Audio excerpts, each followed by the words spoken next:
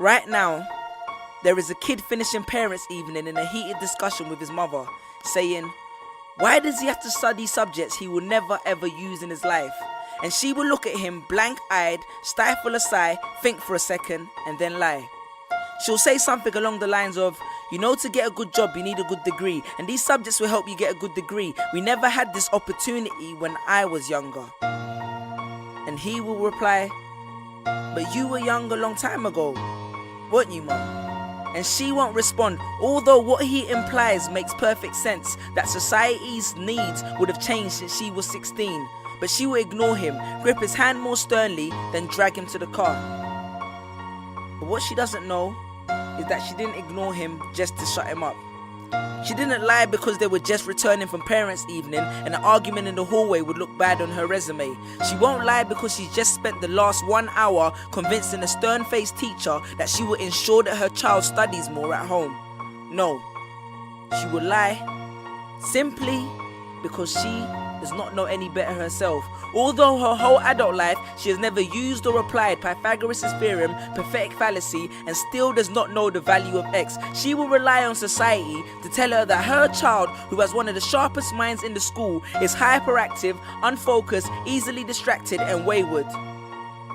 Students, how many equations, subjects, and dates did you memorize just before an exam never to use again?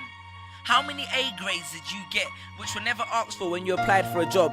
How many times have you remembered something 5 minutes just after the teacher said stop writing, only to receive your results 1 month later to realize that you were only 1 mark short of the top grade? Does that mean remembering 5 minutes earlier would have made you more qualified for a particular job? Well, on the application form it would have. We all have different abilities, thought processes, experiences and genes. So why is a class full of individuals tested by the same means? So does that mean Sherelle thinks she's dumb because she couldn't do a couple of sums? And if this issue is not addressed properly, it then becomes a self-fulfilling prophecy. Then every school has the audacity to have a policy on equality. The irony. Exams are society's methods of telling you what you're worth. But you can't let society tell you what you are, because it's the same society that tells you that abortion is wrong but then looks down on teenage parents. The same society that sells products to promote natural hair, looks and smooth complexion, with the model on the box half photoshopped and has fake lashes and hair extensions, with pastors that preach charity but own private jets, imams that preach against greed but are all fat, parents that say they want educated kids but constantly marvel at how rich Richard Branson is, governments that preach peace but endorse wars, that say they believe so much in the importance of higher education and further learning, then why increase tuition fees every single year? I believe Miss Jefferson when she took me into the office and said that my exams would be imperative to my success, because we was taught to always follow when Miss Jefferson led.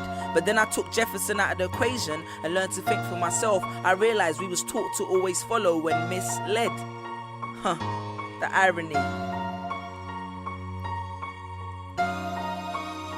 Test us with tests, but the finals are never final, because they never prepare us for the biggest test, which is survival. And what I suggest is fairly outlandish, so I do not expect everyone to understand this, except for the kids who knows what it feels like to be worth no more than that D or that A that you get on results day, and the ones whose best stories were never good enough for the English teacher, because apparently you missed out key literal techniques, did not follow the class plan, and the language was too informal for him to understand. But then he'd reference Hamlet and Macbeth, and you'd fight the urge to express your contempt by partially clenching your fist with only your medius finger left protruding in the middle of your hand, and then asked if he was aware that Shakespeare was known as the innovator of slang, or the kid at the back of the class who thinks, why am I studying something that doesn't fuel my drive? But then when confronted with a maths problem, his eyes come alive. So this one is for my generation, the ones who found what they were looking for on Google, the ones who followed their dreams on Twitter, pictured their future on Instagram, accepted destiny on Facebook. This one's for my failures and my dropouts, for my unemployed graduates, my shop assistants, cleaners and cashiers with bigger dreams,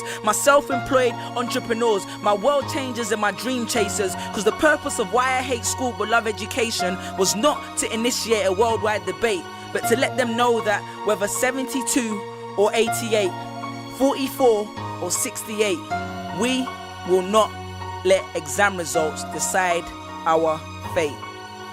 Peace. Just these pictures on my phone, sitting all alone, visualizing home. And all my friends were just these pictures on my phone, pictures on my phone.